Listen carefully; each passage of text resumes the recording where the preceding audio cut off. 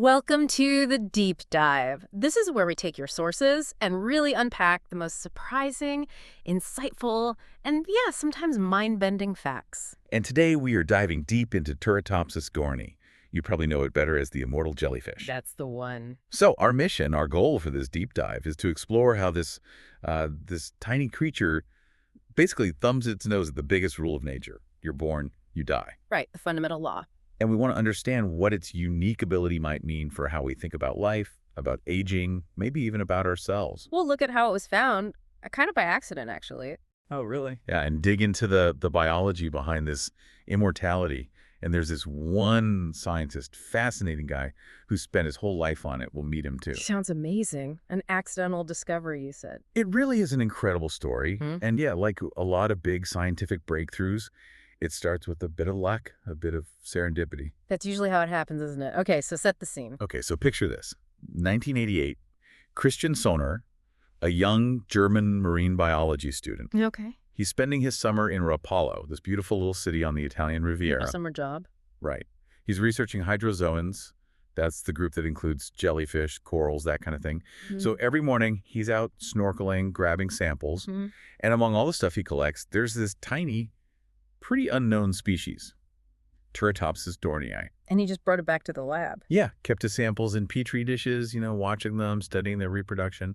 But after a few days, he noticed something, well, really weird about this Turritopsis. What was it? It just wouldn't die. Seriously? Yeah. Instead of getting old, it looked like it was aging backwards, getting younger and younger, right back to its earliest stage. Yeah.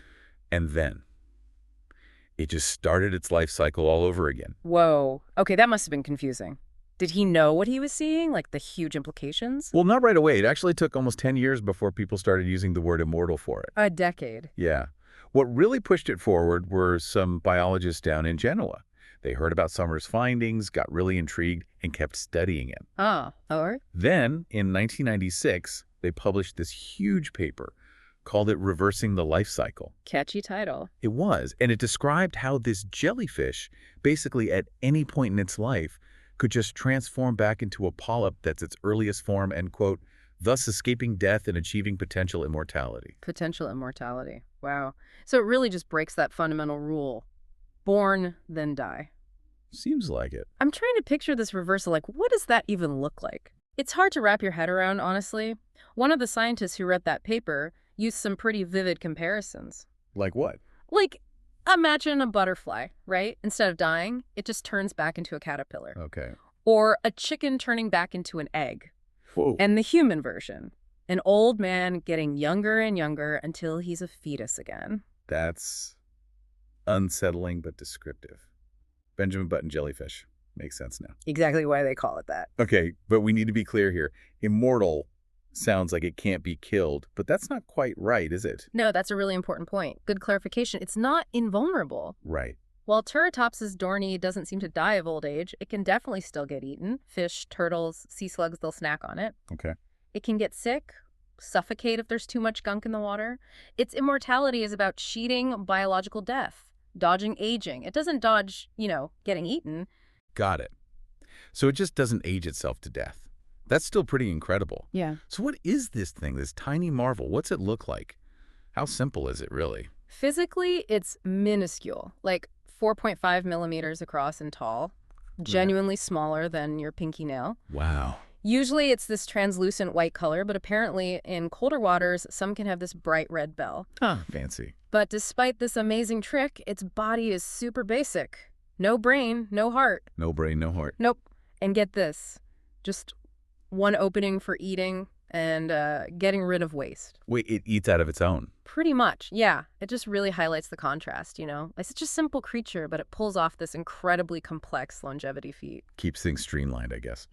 Okay, so how does this simple little thing do it? Can you walk us through the normal jellyfish life cycle first, then the magic trick? Sure. So typically, jellyfish start as a fertilized egg that grows into a little swimming larva called a planula. Planula, okay. This planula finds a spot, settles down, and grows into a polyp colony. It looks kind of like a tiny sea anemone stalk. Right. Then these polyps start budding off little free-swimming medusae. That's the bell-shaped jellyfish we all recognize. The adult stage. Exactly. And for most jellyfish, that medusa grows up, reproduces, and then, well, that's the end of the line. It dies. But not for our immortal friend. This is where it gets weird. This is exactly where it gets unique, the reversal. It's powered by this cellular process called transdifferentiation.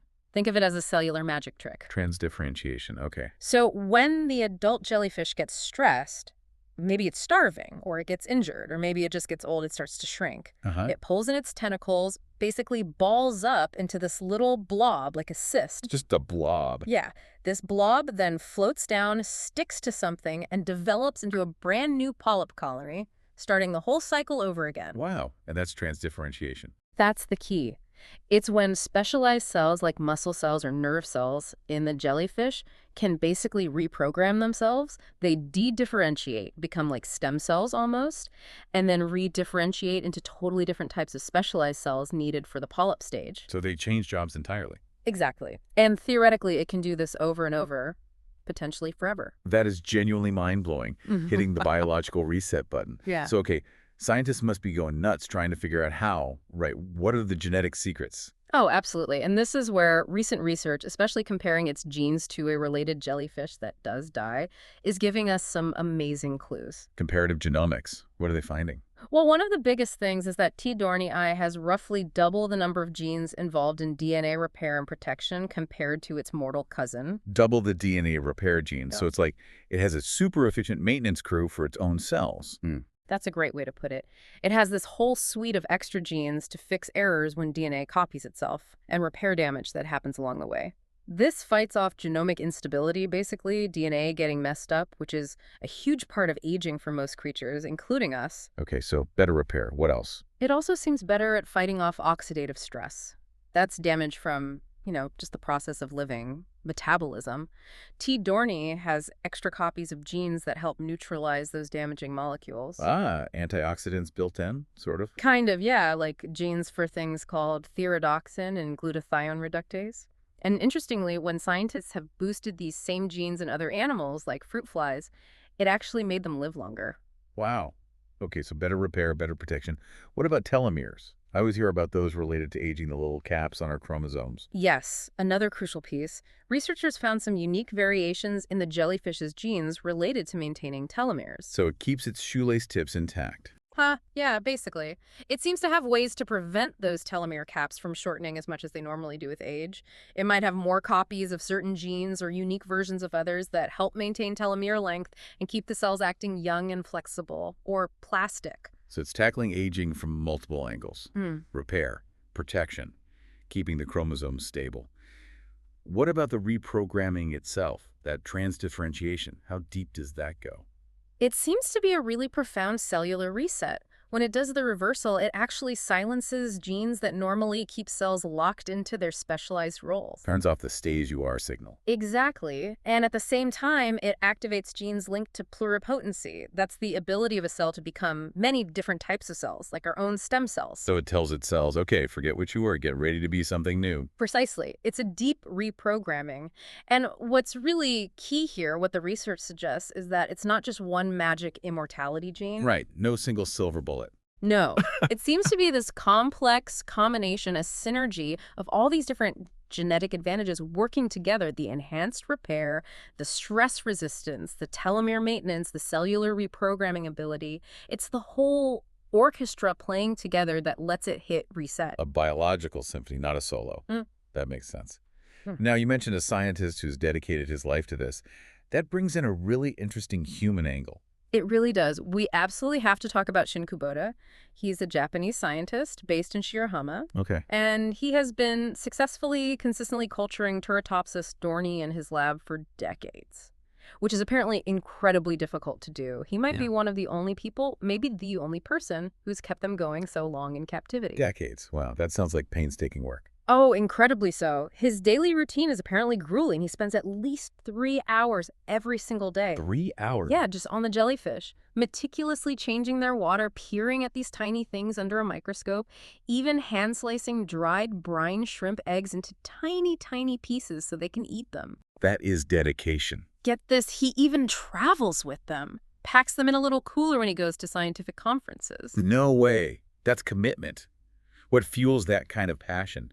Does he, want to be immortal himself? He's actually very open about it. He said he got a bit of an aging scare himself around age 55. Notice his hair turning white. Ah, the mirror moment. Exactly. And he literally said, I want to be young again. I want to become miracle immortal man.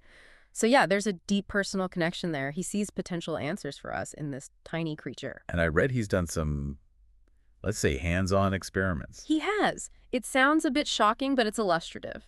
He once apparently took a medusa and essentially, well, mutilated it, stabbed it like 50 times with a needle.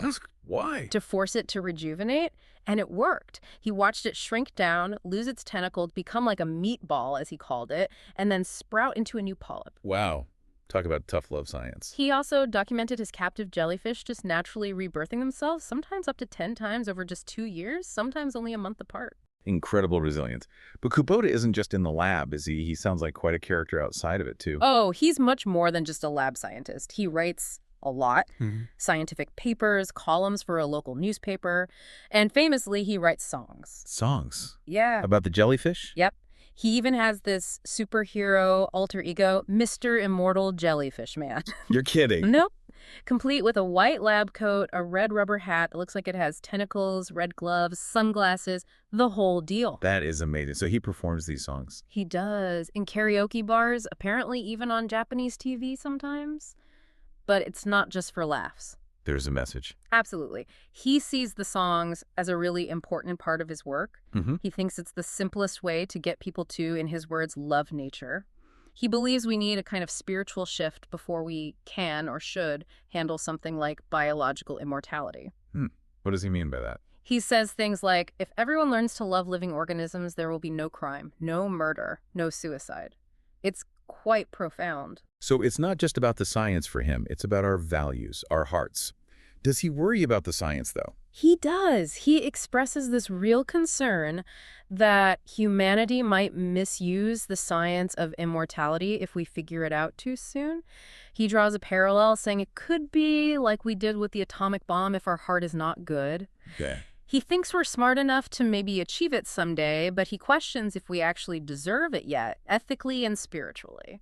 That's a really heavy, important thought to grapple with. Now, these little jellyfish, they started in the Mediterranean, you said, but they haven't stayed there. No, definitely not. Turritopsis dohrnii has gone global. They've been found off Panama, Florida, Japan, all over the place now. It's often called a silent invasion. A silent invasion. How does a tiny jellyfish manage to cross entire oceans, especially if conditions get tough? Well, the main theory involves cargo ships. Ah, ballast water. Exactly. They get sucked up into the ballast tanks. The journey is stressful, different water temperature, salinity, no food. But what does Turritopsis do when stressed? It hits the reset button, reverts to a polyp. Bingo. It just transforms into that hardy little polyp stage, settles down inside the tank, and survives the trip. Then, when the ship releases ballast water in a new port, out they go, ready to colonize a new area.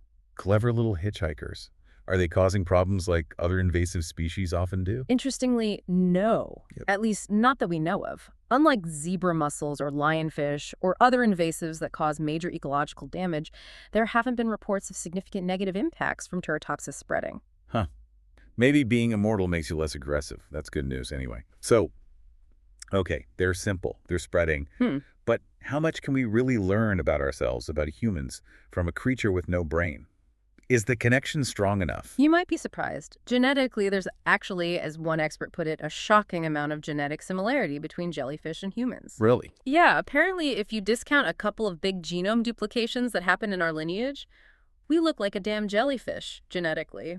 That shared ancestry means studying them can absolutely offer insights into fundamental biology that applies to us, too. Okay, that changes things. So what are the big hopes? The potential medical applications? Well, there are a few really exciting areas. Cancer research is a big one. How so? Remember the telomeres and the enzyme telomerase? The jellyfish seems to manage its telomeres really well. Well, cancer cells in humans also hijack telomerase to keep dividing uncontrollably. Ah, so understanding the jellyfish's control mechanism might give us clues to stop cancer cells. Exactly. It could reveal new ways to target that process in cancer therapy, not to make us immortal, but to stop the immortal growth of That tumors. makes sense. What about aging itself or fixing damaged tissues? That's the other huge area. That transdifferentiation process, cells reprogramming themselves, is basically the holy grail for regenerative medicine. Right, growing new tissues or organs. Precisely. If we could understand how the jellyfish makes its cells switch jobs so effectively, maybe we could develop therapies to repair damaged hearts after a heart attack, or regenerate nerve tissue, or heal wounds better. Maybe even find ways to slow down certain aspects of human aging related to cellular decline. History suggests looking at simpler organisms can lead to breakthroughs, right? Absolutely. Think about the smallpox vaccine coming from cowpox, penicillin from mold. Even basic research on nematode worms has massively informed cancer research. Simple organisms often reveal fundamental biological rules that apply across the board. It sounds incredibly promising, but is everyone in the scientific community as gung-ho as Shin Kubota about applying this to humans soon? Are there Yeah. hurdles? Oh, for sure. There are big challenges. Just keeping these things alive in the lab is notoriously difficult, as Kubota's dedication shows. Getting consistent funding for this kind of basic hydroid research can also be tough. And yeah, some scientists are definitely more cautious. They admire Turritopsis, but might emphasize focusing on the fundamental science of cell plasticity first, rather than leaping to human anti-aging claims. Some even think other simple animals, like Hydra, might be better models for certain regeneration questions. So healthy scientific debate and caution. Exactly. But pretty much everyone agrees that Turritopsis dohrnii has unique abilities that are incredibly important to study and understand. It's undeniably special. What an incredible deep dive this has been. From a student's accidental find on the Italian coast to potentially unlocking secrets about aging, regeneration, life itself. It really is. The immortal jellyfish is just this living proof of how weird and wonderful nature can be. It forces us to question our most basic ideas about life and death. It's not just some biological party trick. It could be like a Rosetta Stone for longevity. That's a great way to put it. And it leaves us, and you listening, with a really big question, doesn't it? If we could figure this out, if we could harness biological immortality from this tiny creature, what would that actually mean for you? For us? And maybe even more deeply, tying back to Shinkubota's point, are we ready for that? As a species, are we ethically, spiritually prepared for such a profound change? Do we need to evolve our hearts, as he says, before we deserve that kind of gift? A huge thought to end on. We definitely encourage you to keep thinking about those questions, the ethics, the implications, and to keep doing your own deep dives into the amazing world of biology.